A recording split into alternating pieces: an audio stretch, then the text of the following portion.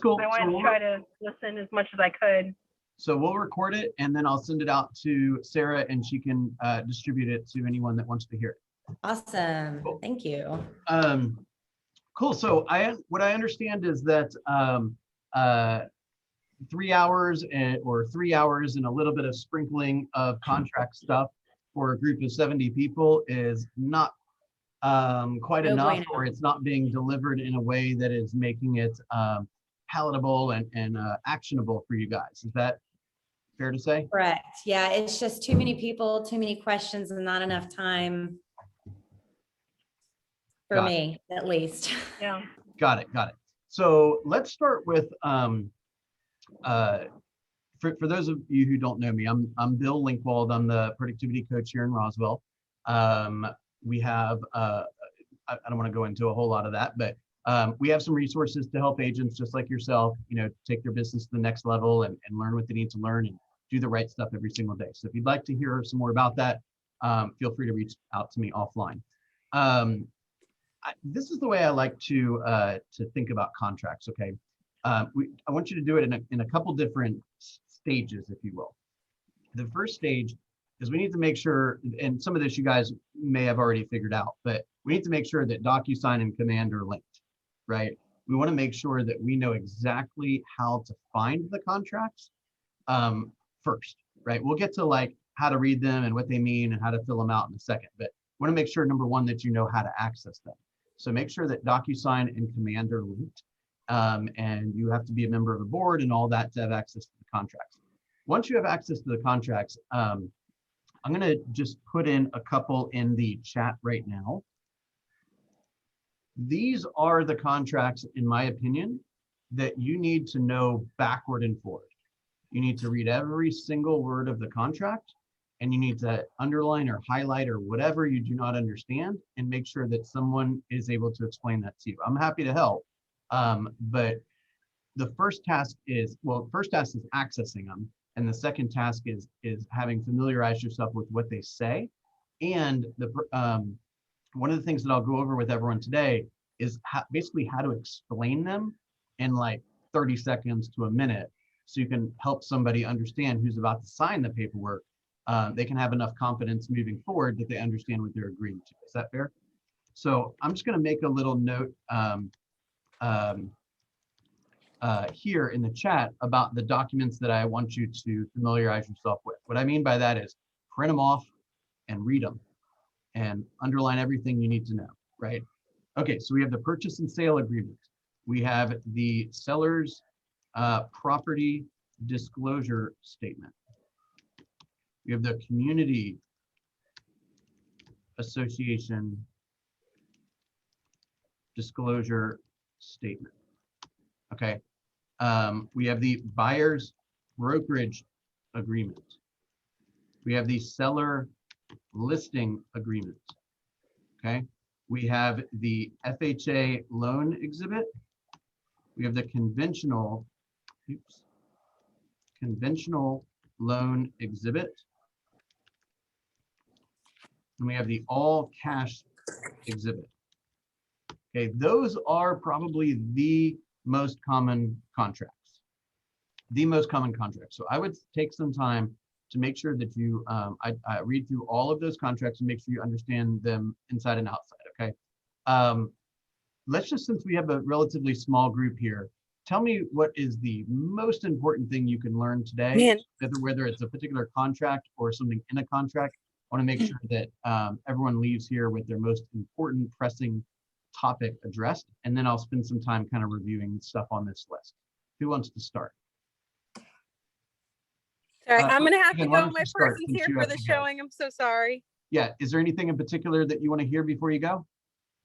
I would like to talk to you more later about all the add-on stuff. Like, do we really need to put in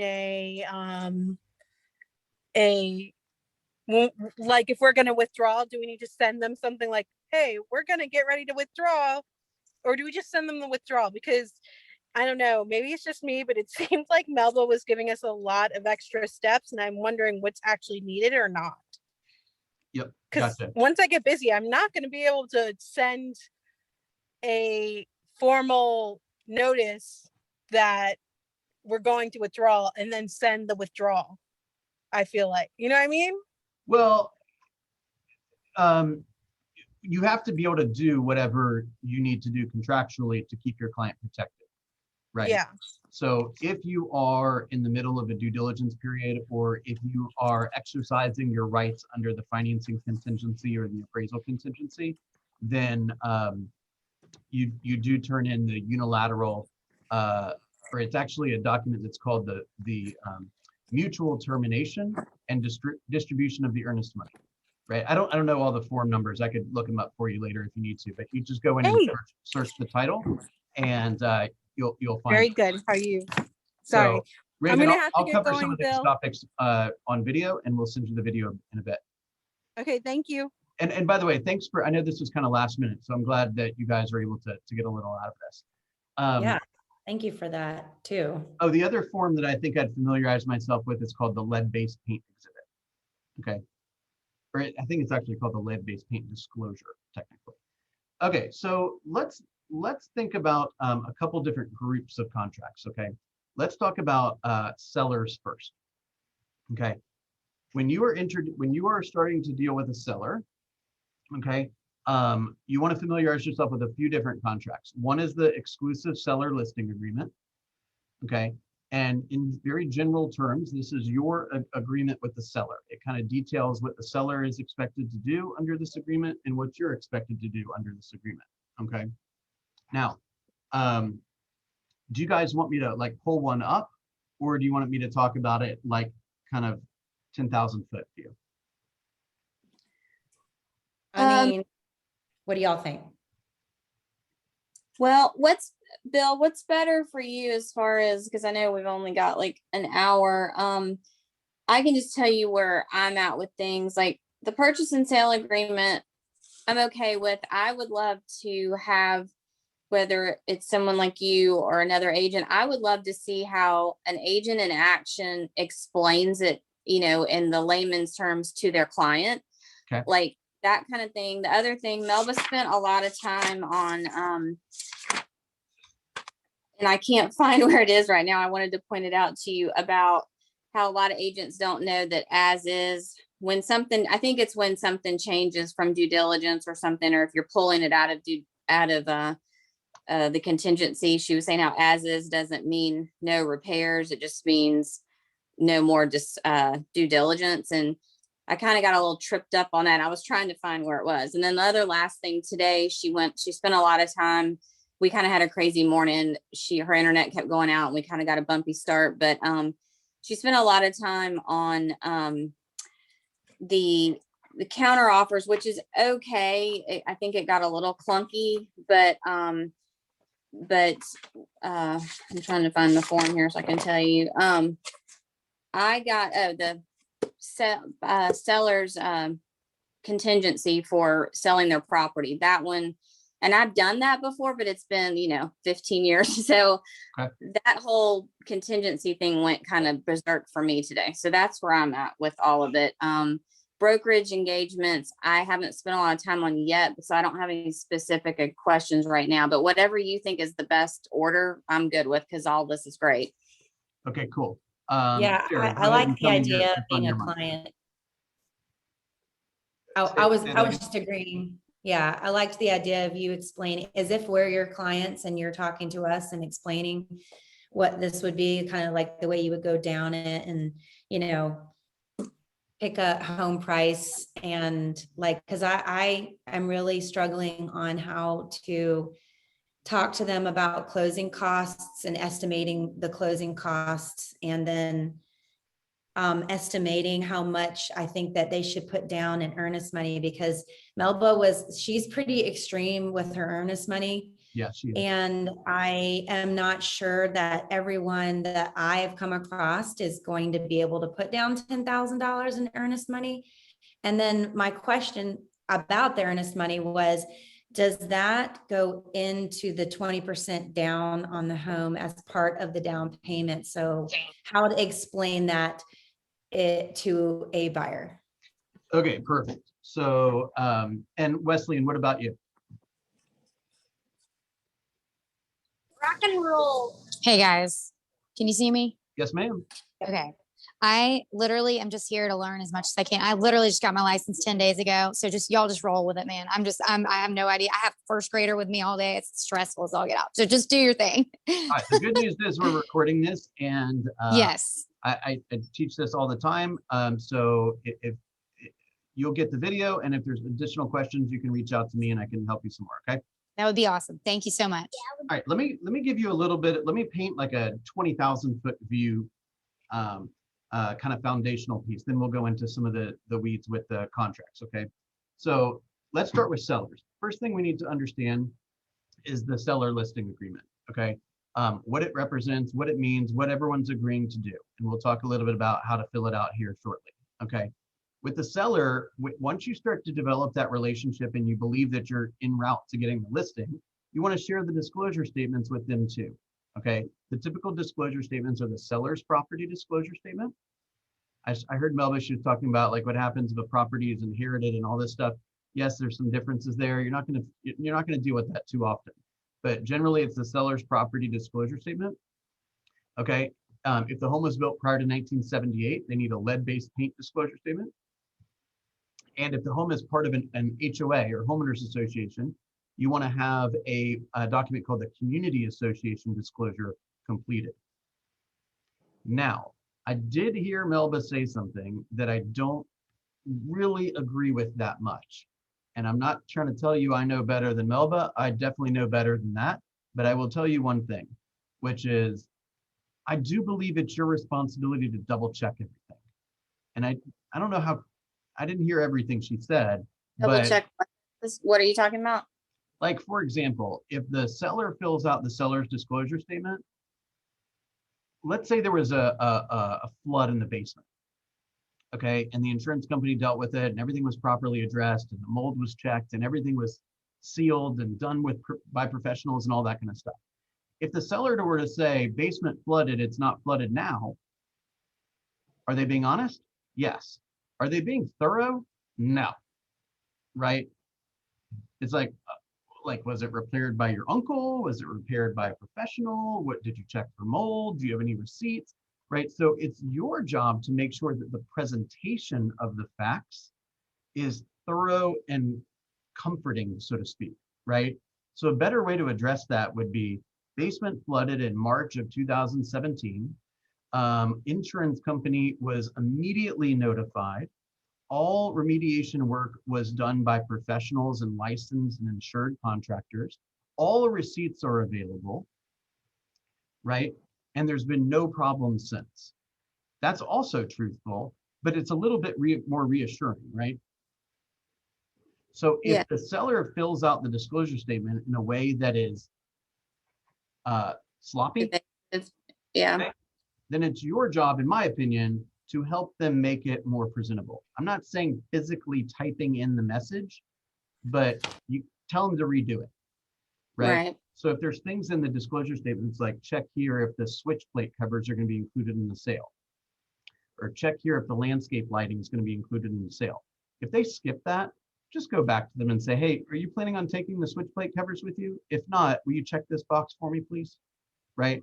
Because when you submit a disclosure statement to the buyer and the buyer's agent are starting to make some generalizations about what they see. If they see a sloppy disclosure statement, they wonder if they're buying a sloppy house. You see what I'm saying?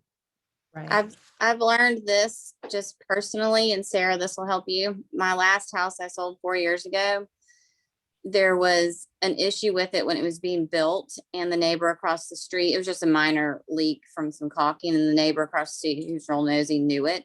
So when I sold it, in my mind, this was, a dumb real estate mistake. I didn't put on the disclosure because it happened to me before I even bought the house during construction. It just kind of was one of those things like, whew, well, don't you know, the week after he bought it, he has a leak.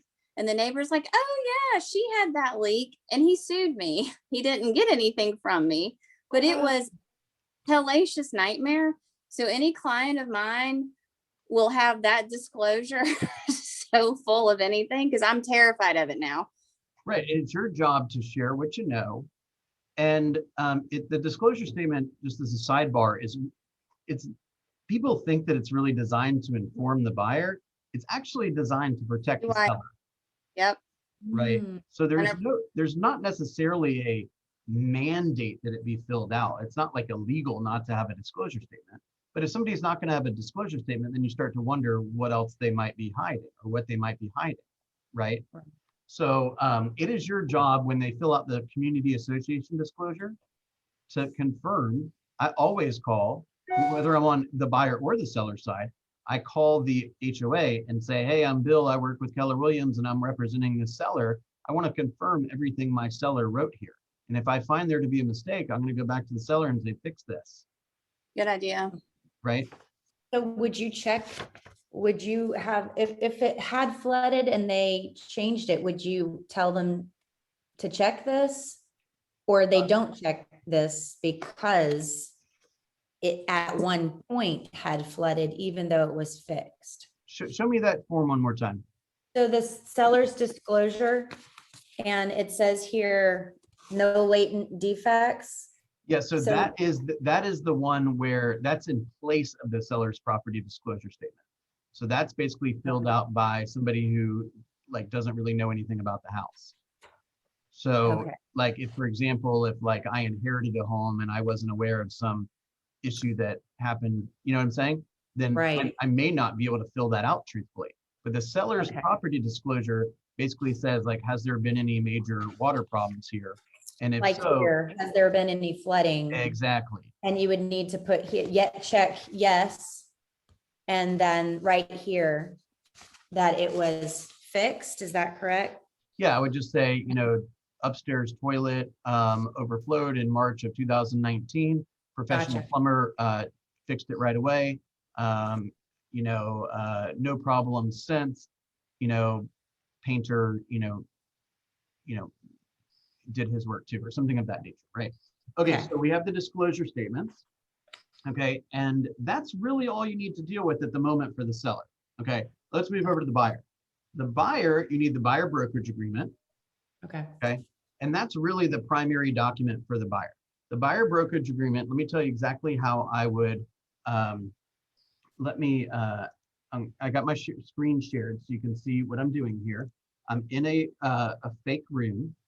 Okay, it's actually my wife's kind of dummy account, if you will. And Can I pause you 1 second? Yeah. When you were saying how important it is to know how to get to the forms, should we am I start there? correct? Am I correct in understanding that the only way to get to them through command is to start an opportunity and go that way? Is that correct? That is correct. Okay. Okay, so I've done that here. I clicked on, here, I'll show you. I clicked on the two people shaking hands right here. Okay. Then I went to, I've got this account under listings, so I'm just going to click here. And Rachel Linkwald is there. And then I'm going to go to documents. And then I'm going to go to transaction. Okay. Then it's my turn to add some documents. So I'm going to go add DocuSign forms. Computer is where you would add it if it was like a saved PDF somewhere, right? And you go to Georgia GAR, Georgia Association of Realtors. Okay, and you search for the contract. Okay, so I'm just going to type in brokerage, exclusive buyer brokerage agreement. I'm going to add. And this is your listing or your buyer? Hang on 1 second. It just so happened to be the dummy account in the is listed as a seller technically, but it shouldn't matter. Okay. So basically, we are obviously you want to put them in the envelope or put them in the opportunity accurately, but this is the exclusive buyer brokerage engagement. Okay, the term is generally the starting date is like essentially the first day you start behaving like an agent. Okay, actually, let me back up for a second and explain it to you like you were a buyer. Okay, Okay. fair enough. So Sarah, I've done my presentation. Okay, so I've talked a little bit about the market. I've asked all the needs analysis questions that are things like, you know, Why are you thinking about moving? What's important to you about this particular area? What are you looking for in your um, what are you looking for in the next property, right? Why is that important to you? Who are all the decision makers? All these kind of questions, right? So I know exactly what they're aiming to do. Okay. And typically at the end of that presentation, I will bring a blank copy of the buyer brokerage agreement, and I will say something to the effect of, I want to share this document with you today, and this is called the exclusive buyer brokerage engagement agreement. Okay, so according to license law, today you are my customer. Okay, so as a customer, the license law says, Georgia state license law, you can kind of blame it on license law if you want. Georgia state license law says that an agent is only supposed to do what's called ministerial tasks for you. The way that I was explained ministerial tasks is it is basically anything that you can do with your hands and your feet. Okay, for lack of a better way to put it, it's essentially finding a bunch of public knowledge. So these are things like, what school district is it in? What does the tax record say about how large it is? How many beds and baths does it have? What's the list price? When was it listed? Has the price changed? It's basically all public information. As soon as you want me to start using my brain, that's when we should have a real estate or a client relationship, because that's when I'm going to start giving you its suggestions and advice, and we're going to talk about strategy and these kind of things. So technically, you are not required to have a buyer brokerage agreement, meaning you could have a customer acknowledgement agreement if they didn't want to be your client. But if they don't want to be your client, you shouldn't behave like they're your client, right? So if they say, hey, what's this paragraph mean? You're really just supposed to say, if you don't want me to be your client, and then you need to get your attorney to explain that to you. You see what I'm saying? Right. Otherwise, just tell me what number you want me to put in this blank, because that's really all I'm supposed to do as your client, as your customer. Do you go into like representation? Like Georgia law says, I cannot represent you in your best interest, in negotiating unless we have this agreement. Yes, and that's exactly where I would put it, is to say, like, if I'm not able to make recommendations and suggestions and talk strategy with you, then there's some limitations on how well I can support this goal, right? I'm going to be limited in how I can make recommendations, right? Typically, they don't push back too much on that. You would just say, this is the document that creates a client relationship. It's essentially a loyalty agreement. Okay, it basically says that whenever you have questions about some type of property or something about real estate, you're going to reach out to me first, rather than going to the new home neighborhood, or rather than calling the name who's on the sign and these kind of things. And I will help you pursue that property.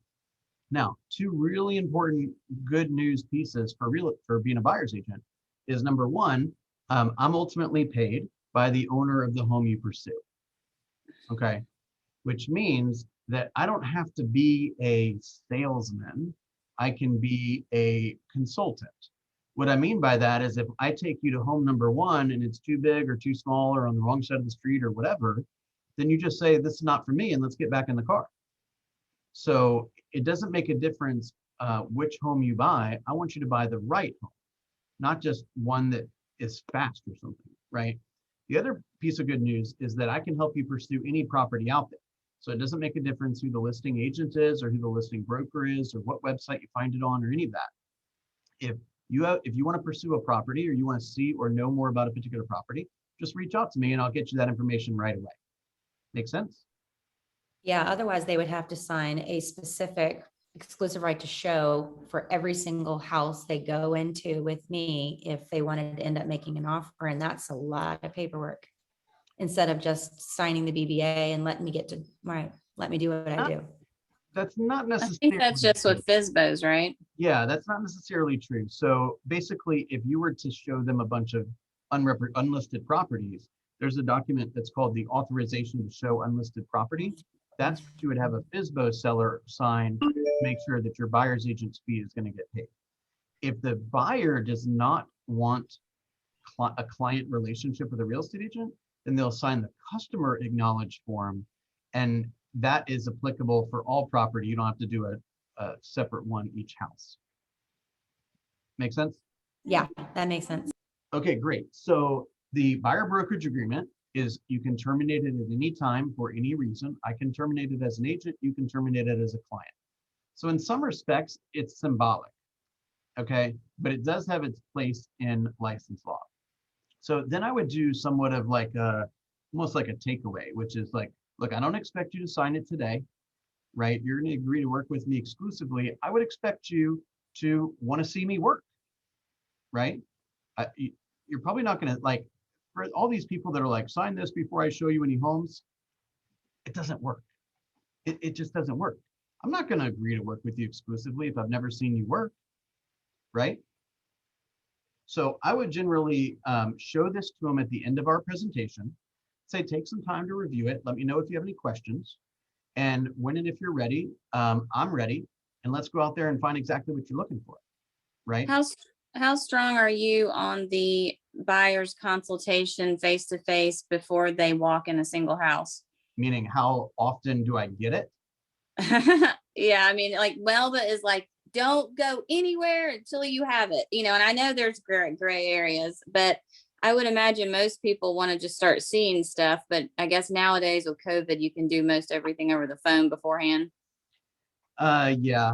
I mean, in a perfect situation, I would say that Melba's right. Sure. However, it doesn't always work that way. Now, what I will do is, for example, if for whatever Prequel. reason it is, like somebody needs to go see a home and like you just can't like get them in a public place first. First of all, hopefully it goes without saying, make sure that you feel safe, right? Sure. If you have some concerns about safety, you might want to meet them in a public place, or make sure you have, we have agents that carry guns and carry mace and all that kind of stuff, right? So if you, or bring somebody with you, especially if it's the first time you're with somebody, right? So take the proper safety steps. But if I have to show a piece of property before the buyer consult, I will, but they're not leaving that house with me unless we have kind of an informal one in the living room. Exactly. Right? Which is, let me just take a couple of minutes and explain a little bit about how I work and what you can expect next and how best to prepare to be successful. Would that be okay? And Sure. I'll bring them a copy of the buyer brokerage agreement. I'll give them the line I just gave you, and I'll say, hey, take some time to review this. Ultimately, I would expect you to see me work before you commit to working with me. And so I'm ready to be put to work. So read it. And I would say, Bill, I think you're great. I want to hire you right now. I'm ready to sign. And then that's Here the it is date. right here. We sign the paperwork, and then we talk about what's happening next, right? Okay. So if they, by the way, if they don't sign it at that moment, oftentimes they'll sign it like that night, right? But if they want to see more homes before they've signed it, then I'll agree to that. I'm cool with that. But when we meet, I'm gonna say, hey, did you get a chance to look at the document? Any questions you have before we make it official, right? Kind of assuming that we just need to deal with the formality of getting it signed, right? I'm not saying, hey, did you get a chance to like look at that disclosure? Like, are you okay with signing it? No, I'm saying, hey, part of working together is signing the paperwork. So we ready? Right? I'm just assuming we're moving forward. Okay. That's good. In real world, with the pace of things nowadays, if someone calls you and says, hey, I'd like to go see this house, and you're asking them some questions and it's like, hurry, got to see it quick. Would you, I think I would, in that first conversation, talk about pre-qual and say, with this market, you got to move fast. Have you talked to a lender? I mean, it's okay to ask them right off the bat to speak to a lender, isn't it? Yeah, so I would absolutely. Okay. And you want to frame all of the stuff that we're trying to figure out, right? Like, can you afford this? Are you an axe murderer? Like, how fast do you want to buy something? Like, are you legitimate? Like, we can ask all of the questions that we're trying to ask in a way that makes them feel like it's protecting them. Exactly. Look, it's a really crazy market out there. So I just got a couple of questions to make sure I'm saving you time. Everyone wants their time saved, right? So Absolutely. I assume you've spoken to a mortgage professional, yes? What did you learn? Do you know what type of loan you'll be obtaining? Did you guys talk about down payment options? Are you comfortable with the number that you were given? And I'd Right? be your Was the person responsive? Right? So you might say, Yeah. oh, so you're doing a 10% down conventional loan, wonderful. And I assume the lender showed you what the monthly payment on that would be. You cool with that? Like, I don't need to know what their income is. I don't care what their credit score is. I just want a reputable lender to tell me I'm not wasting my time. Right. But somebody mentioned it earlier. They use the phrase estimate the closing cost. Yeah, Don't ever estimate the closing cost. okay. Get the what's called a loan worksheet is what it's typically called from the lender. So if I go to a lender and I say, hey, give me a pre-qualification letter for 400 grand on a 10% down conventional loan, they will show me a breakdown of all of the costs associated with buying the home and all the costs associated with getting a mortgage to buy the home. Okay. And what was that called again? It's not like an official GAR form, if you will, but oftentimes it's called like a loan worksheet. And I Or can a, get that like loan- from Kathy Vitale. Exactly. Or like a Or loan, whichever lender they've already worked with. exactly. Okay, And it basically just breaks down like, okay, here's the sales price, here's the loan amount, here's the interest rate, here's what the estimated escrows are, here's what the estimated closing costs are, and the total sum of closing costs is $8,000. That way you don't ask for 12 if you only need 8, and you don't ask for 4 if you do need 8, right? So we want to Right. make sure that we get that. That's just as important, in my opinion, as the approval or the pre-approval. So when Okay. somebody comes back to me and says, here's my pre-approval, say, hey, in order to make sure we write an offer that is going to help you with some closing costs, or so that you completely know what your obligation is at closing, if we move forward with an offer, I'd like you to take a look at something called a loan worksheet. Has your lender provided that yet? Okay. I just had I was helping a buddy of mine buy something, and I asked him for a loan worksheet. I said, hey, have you seen a loan worksheet? And he's like, oh, the lender didn't want to give me that until I'm under contract. I said, no. I make the rules. I'm the agent. I'm in charge. I need a loan worksheet or you're fired. Okay. You like working with me? This is what it takes. Right. It's like you gotta be a little assertive sometimes to make sure that your teammates are A players. Does that make sense? Okay. So that'll tell us what the all the fees associated with buying the property. Okay. And by the way, all that stuff is done for the benefit of the buyer. So we're saving you time, right? So that you can act quickly, because it's a very fast moving market. If you see something, you're probably gonna have to put something in writing almost immediately. So to save you time, I want to make sure that you've already had all of these conversations with the mortgage professional. Okay. So you're asking them things like, so tell me, it's not like send me your pre-approval before I meet you. It's, how's everything going with the loan? Or you could even ask them, hey, will you be buying the home with cash, or will you be obtaining a loan? And they're like, ooh, this guy thinks I've got cash. You see what I'm saying? Yeah. Okay. So there's a lot of different, I can't express to you how important the language is saying these things literally thousands of times, so you feel more comfortable, saying them. And try to say everything with confidence, even if you don't know. That's right. Say, I'm going to double check that for you. A professional knows what they know, and they also know what they do not know. And they're willing to admit that they don't know something.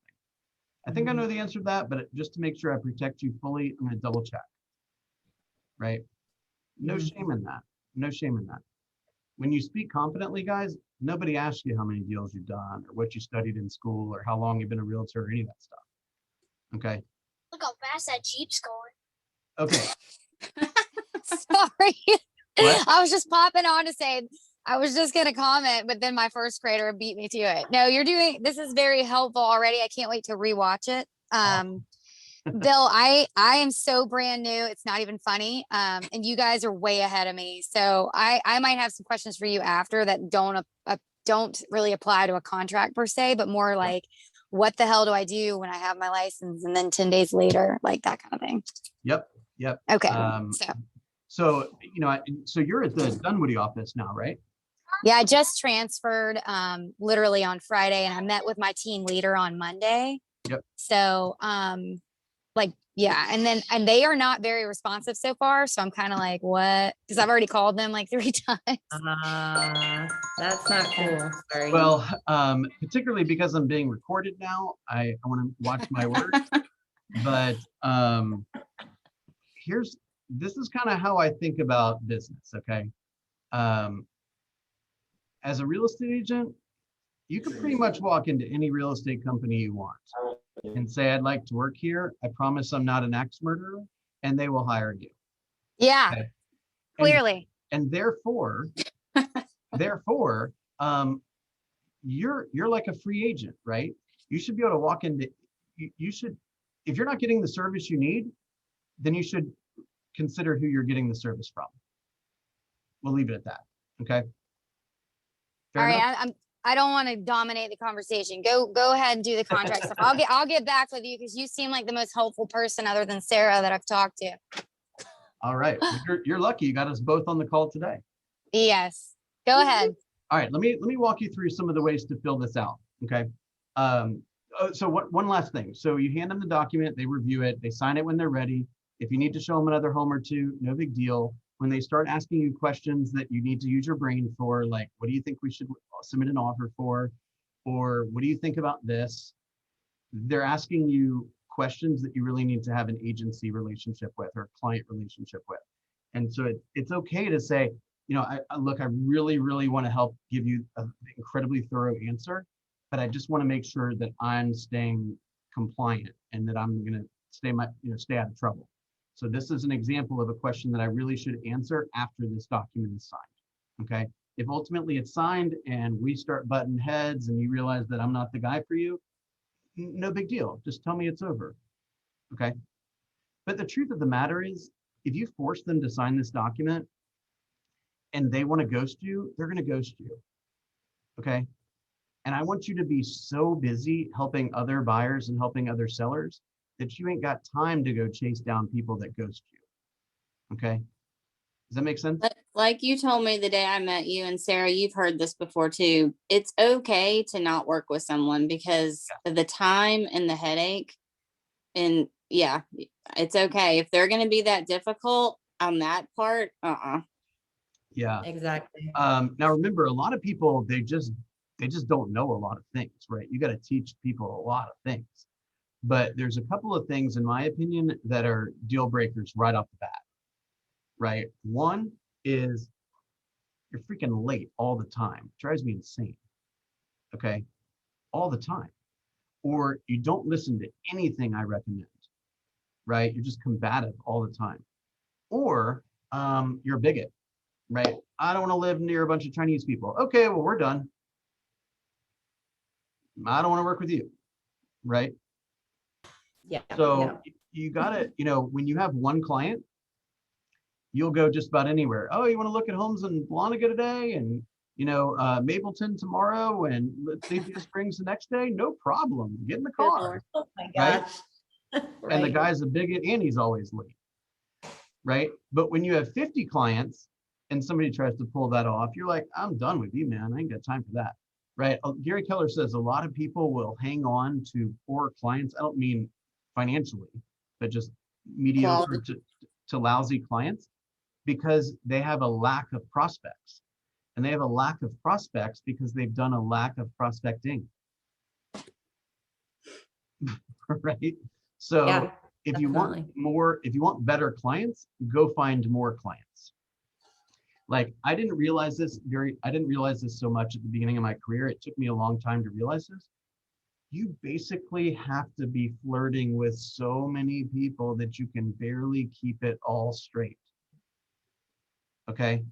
In an effort to make sure you get paid every once in a while. That makes sense. Okay? Like you literally, or like Sarah calls and she's like, Bill, the home came on the market in Smyrna. Let's go see it. And I'm like, is Sarah the one that's married? Does she have kids? Is she the one with the 3 dogs or not the 3 dogs? Gosh, is she the one that wants to buy this month or in 6 months? I got to go look it up. I can't even remember. And you think I'm exaggerating? I'm really not. Don't get married to your clients.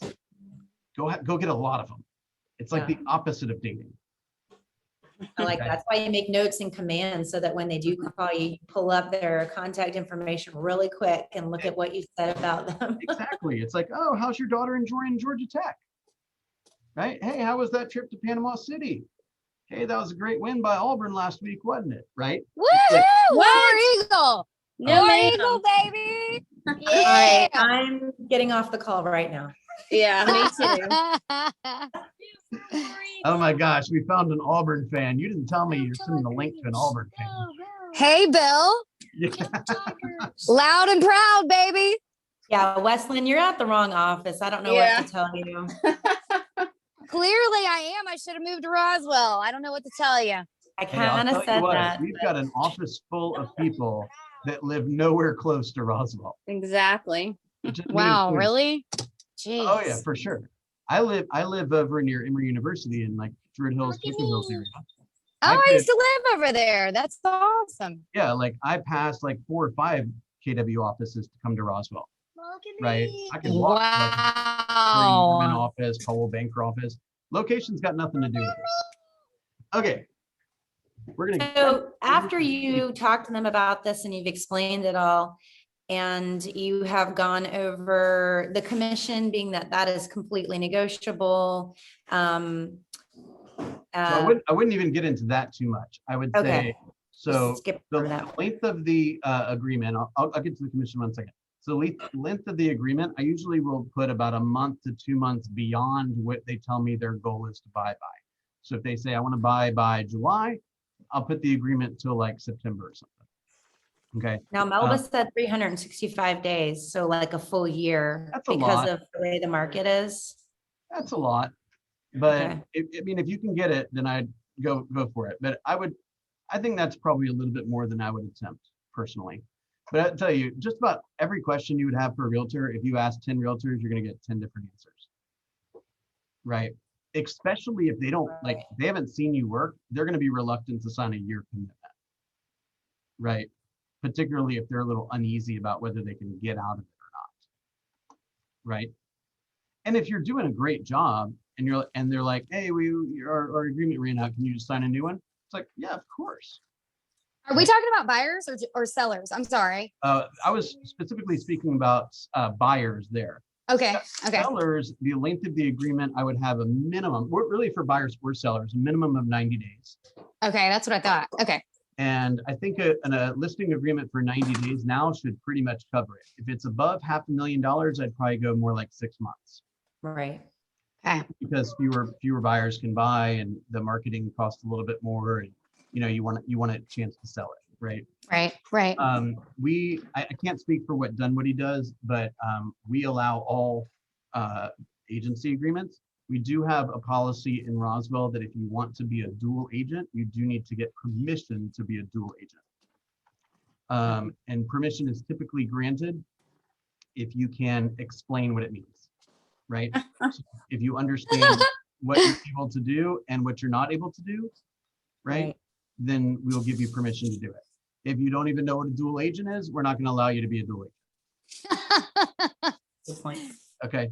So as long as you know what it is and you can verbalize that, you're in the clear. Yeah. But please go through the formality of getting approval from Aubrey.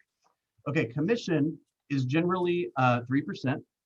It is negotiable, but when you're on the buyer side, I wouldn't even make a thing about it. I just put 3%, and over here it says in the event that the seller pays less, like if they were to pay 3.5% or 2.5% or 2% or something, then this says the buyer will or will not make up the difference. I've always put will not make up the difference. I'm not teaching how to run your business necessarily. That's what Melba said too. I'm not going to fight over it. I'm after getting the client what they want, not fighting over the nickels. Okay. Commission on lease, I generally put NA or 0 there. Protected period, usually about 90 days. Now, one other thing which is not, and then here, we're on the brochure section. I would typically check the ABCs of agency, lead-based paint if it's older than 1978, the mold pamphlet, the EPA's guide to radon, protect yourself when buying a property. And if the other ones are kind of based on the type of property they're looking at. So if they're considering a home in an HOA, like a condo or townhome, I check that. If they're having a condo, I would check this. If not, don't worry about it. And if they're buying a home in a new home or a home to be constructed, you can click that. And then I would download all those documents and email them to them outside of command. If they Okay. weren't initially interested in the new build, but they ended up finding one that they liked, then you would just have to go back and send that one, or should you just I send would it all? probably just send an email with the attachment saying, now that we're considering new homes, I'd like to, share this brochure with you. Please acknowledge that you've received it. Okay, so nothing about flood insurance or, Again, if they ultimately go under contract with a home, or they're considering a home that is in a floodplain or requires flood insurance, or is a short sale or a foreclosure, then yeah, I'd go back and share those particular documents with them. Those Okay. are all GAR forms as well. Okay, and then on this side, the signature page, you want full information here: address, email, cell phone number, everything. I don't know if Melba said this, and truthfully, Melba and I don't agree on a lot, right? We usually have like at least one call every like 2 or 3 months. It's like, really? Right? But anyway, you want to make sure you have full information here. Okay, if you go to the purchase and sale agreement, that also asks for, if you look here, the purchase and sale agreement, at the back of it, where all the signatures are, it asks for the seller and the buyer's contact information, right? Yeah. So right here, it's like buyer's email address, seller's email address, and an address and all that. Leave that blank. If you want to talk to my clients, you're going to talk through me. You are Okay. not going to be emailing or calling my clients without me present. That is my job, right? So you just stick to the person's name and signature there. Do not share their contact information with the other side, Okay. Good tip. okay? Because they will probably use it. Like, Okay. hey, if you drop your agent, I drop mine, we could probably do this deal alone, right? You do not want that happening. So what are you filling out on the back for the buyer On the signature page of the purchase Yeah. and sale, on it is that last strictly page? the buyer's name and the buyer's signature. Okay. So- Sarah, that was the purchase and sale, not the EBB. Yeah, I'm looking at the last page of the purchase and sale. And so just the, Bob Buyer, his name. Yep. And Place the where Bob date, Buyer signs. Yep, but not the address for receiving notice or phone number or email. none of that. And just Bob Byer's signature. That's correct. And then that's it. So under brokers, affiliated license, contact information, then Now all of that's filled out. That needs to all be filled out. Yes. Okay. That needs to all be filled out. Got it. Now, Bill. remember, Yeah. Sorry, go ahead. Go ahead. I was going to say, in situations like we find ourselves in now, where there's oftentimes multiple offers and oftentimes like a lot of offers, if possible, I try to do as much work for the seller as I can. So I might ping the seller and say, hey, what board of realtors are you in?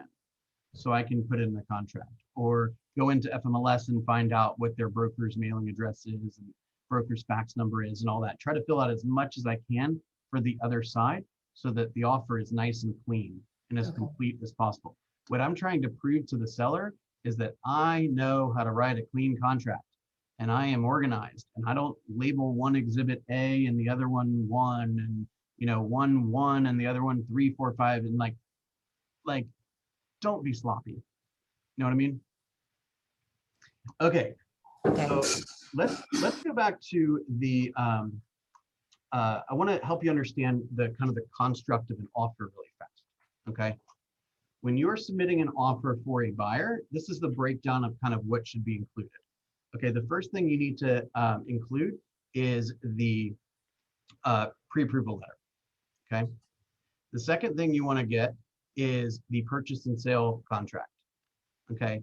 The next document that you need to ask yourself about is what's the money document? Think about it as the money document. So that's either the all cash exhibit, the FHA loan exhibit, the conventional loan exhibit, the VA loan exhibit, the USDA loan exhibit. right?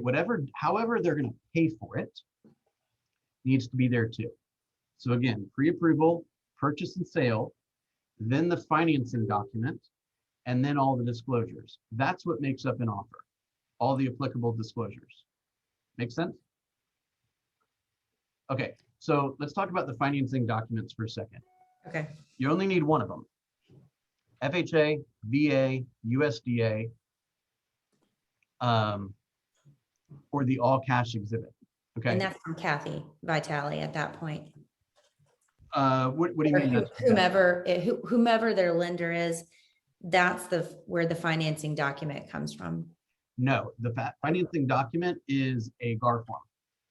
So if you know that they're going to do a conventional loan, then you would go find the conventional loan exhibit. So But I would only know that from Kathy. the lender's communication to me. Hey, they're going to do a conventional. They have 20%. Exactly. That's when I would go get that. Okay. Exactly. Now I know this sounds nuts, but in a perfect world, you'd actually like pre-write a lot of this stuff. Okay. Because I mean, I remember like there were so many nights that like I would show property at night and just be like, I hope they don't want any of these because I don't want to spend another 3 hours at work tonight. Oh gosh. You know what I mean? Yeah. And so I would pre-write a lot of these, or have my assistant pre-write a lot of these. Okay. And then I just call the assistant and say, hey, you know, we're going to close on this date, add the stipulation for this, add the stipulation for that, have it pulled up on my computer when I come home, right? So you can do like 10 minutes of work when you get home rather than 3 hours of work, right? So you can do a lot of this stuff and have it proofed by myself or one of the agent mentors or something like that to make sure that it reads right. So you don't have to deal with all that crap once you find an actual property. Make sense? Mm-hmm. Okay. Hang on just one second. Sounds like we need an assistant. Right. Well, that's the goal. I mean, ultimately what I say to people is, look, your job is to go create so much chaos that you can't control it anymore alone. Yeah, that's awesome. And that's when you need somebody to help you. And then How long you been doing this, Bill? it'll be 16 years in July. Dadgum.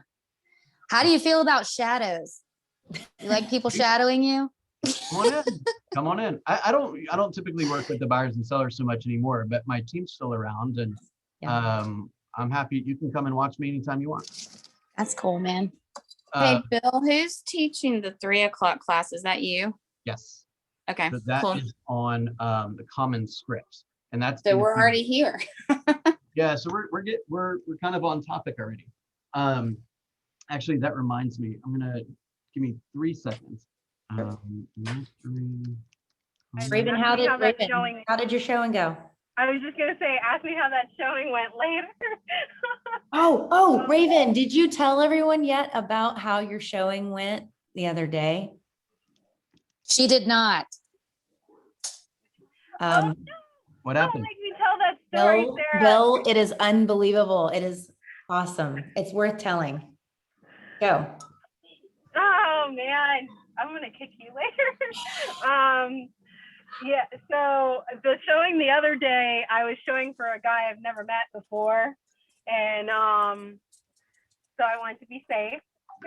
So, you know, I brought my pepper spray with me, and I brought a Crocodile Dundee.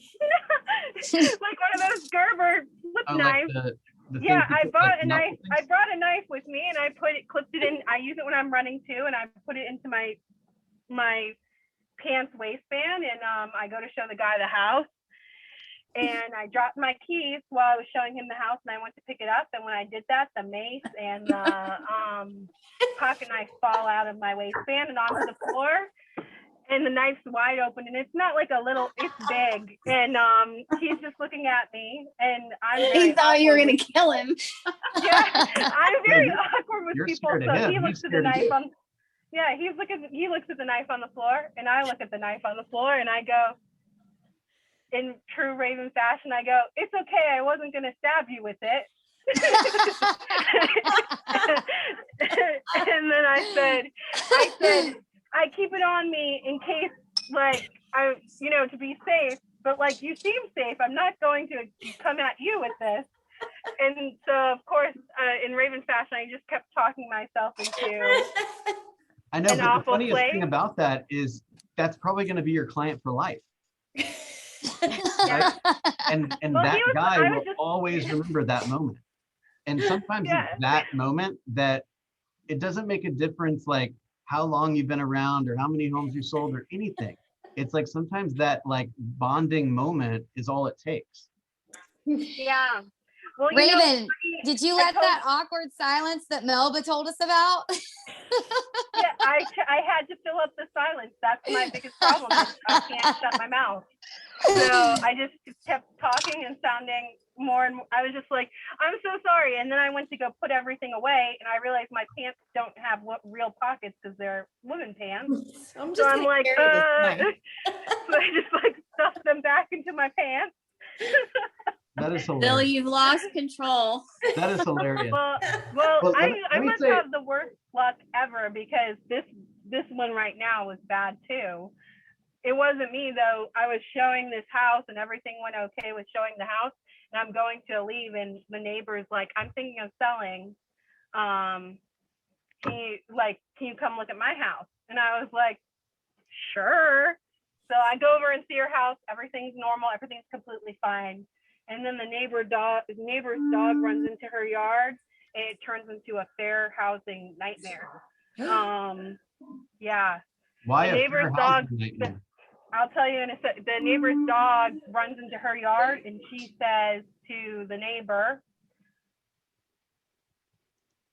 I'm going to call blah, blah, blah on you, you blah, blah, blah, to his kid.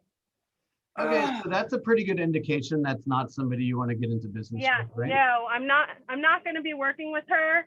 And she left, and I was like, oh my gosh, like I felt horrible. And I was like, I'm so sorry she made you feel that way and talk to your child like that. You know, that's never okay. Wow. And, you know, I'm sorry there wasn't more I could do about it, but it was, Oh my you goodness. know, a different ethnicity. And she was just like, it was just not good. And I was like, I got to get out of here before something bad A happens. magnet for interesting experiences. Why don't Yeah, you for start real. with? Sarah, why don't you tell Bill about our first open house since you put me on the spot? He's getting ready to start a class. I Yeah, don't yeah, wanna- good timing. All right, I'm going to Oh. say one more thing and then I'm going to stop the recorder and start it again. You guys are more than All right. welcome to stay. We're going to be doing a session on common scripts. Yeah. But I just want to tell you, make sure that you know how to fill out these forms. Okay. Okay. There's a lot of things that were typical like 6 months ago, like 10-day due diligence period, 21 to 25-day financing contingency, 21 to 25-day appraisal contingency that are good and they give your clients enough time to do what they need to do. But oftentimes you're probably gonna have to pressure those numbers down a tiny bit because it's so competitive right now. So you really got to get good at helping your people understand how like assertive they have to be and how to win in a multiple offer situation, right? And there's a whole list of things that we can go through, some of which we might go through here in a few minutes to help a client feel comfortable. And, you know, don't be afraid to fill out one and send it to me or send it to one of the agent mentors and say, hey, did I do this right? Hey, I read through the FHA loan exhibit. I don't know what to put here, right? It's 1.75% upfront mortgage insurance. A lot of people don't know that, right? What do you put in the line that says lender required repairs? Generally, you put something around $500 to $1,000 in there. There's a lot of variables there. So some of this is, you got to give yourself some grace, right? You're brand new. You're going to learn things a little at a time. But what I always say to people is you got to make sure that when you're putting your head down at night, okay, you need to ask yourself two questions. The first question is, am I a smarter, better trained real estate agent than when I woke up this morning? Meaning, did I learn anything today?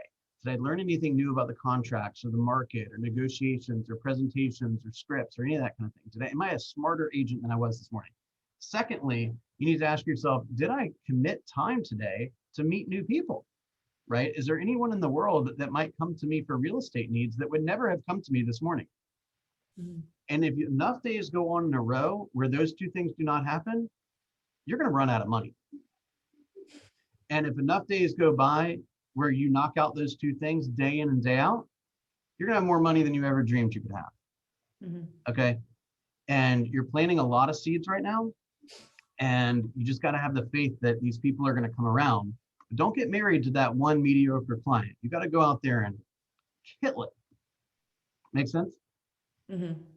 I know we didn't cover everything contract related. I'm in the office every single day. You guys know how to reach me. If there's a specific question you have on a contract at any time, just reach out and I will make sure you are prepared. Okay.